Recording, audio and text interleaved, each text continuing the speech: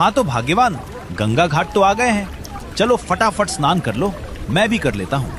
मानिकबाई गंगा जल में प्रवेश कर श्रद्धा से स्नान करने लगी और तभी नरसी सेठ भी स्नान करने के लिए जल में उतरने ही वाले थे कि अचानक साधु के रूप में स्वयं भगवान वहां आ पहुंचे। हे सेठ जी, स्नान करने से पहले कुछ दान कर दीजिए। दान के बिना ये स्नान अधूरा है।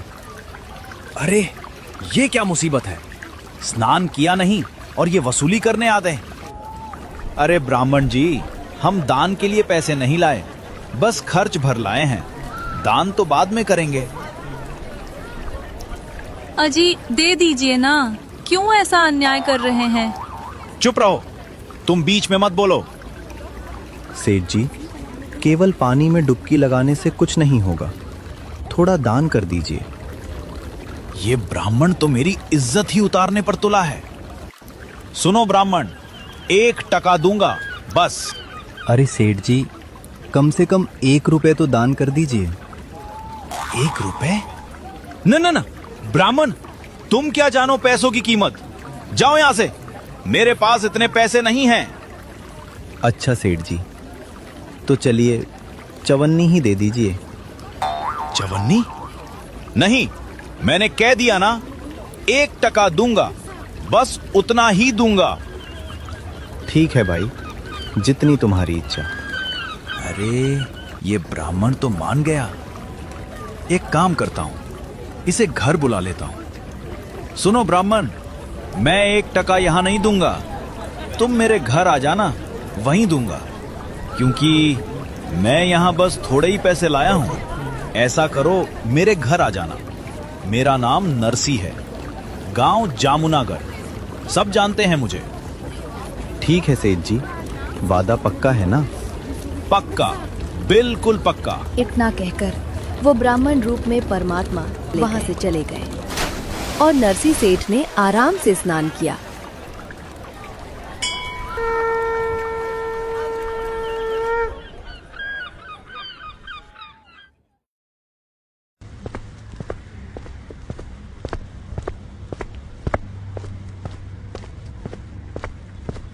नरसी अभी अपनी गठरी उतार ही रहा होता है, तभी ब्राह्मण स्वरूप स्वयं परमात्मा नरसी के घर पहुंच जाते हैं और दरवाजा खटखटाते हैं।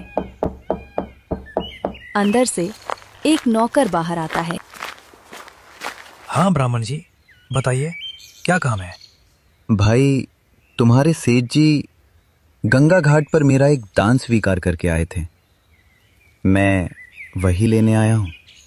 ठीक है ब्राह्मण जी, आप यहीं ठहरिए, मैं अभी सेठ जी को बताकर आता हूँ।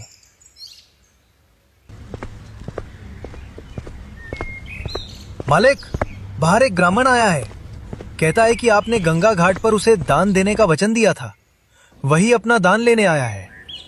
नरसी सेठ समझ गया कि वही ब्राह्मण घर तक पहुंच गया। अरे ये यहां तक आ गया, कमबख्त 1 टका मांगने आया है। आज 1 टका दूंगा तो कल 2 टके मांगेगा, फिर तो ये रोज रोज आकर मेरे पीछे पड़ जाएगा। सुनो, जाकर उस ब्राह्मण से कह दो, सेठ जी बहुत थके हुए हैं, उसे बोलो 2 दिन बाद आए। नौकर तुरंत बाहर गया। महाराज जी, सेठ जी अभी बहुत थके हुए हैं, आप 2 दिन बाद आइए।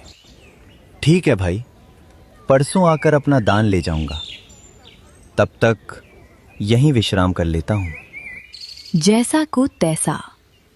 अगर नरसी सेठ ने ठान लिया था कि वो 1 टका भी नहीं देगा, तो भला ये बात परमात्मा से कैसे छुप सकती थी? भगवान ने भी उसकी चाल समझ ली और उसी के बगीचे में जाकर चुपचाप लेट गए।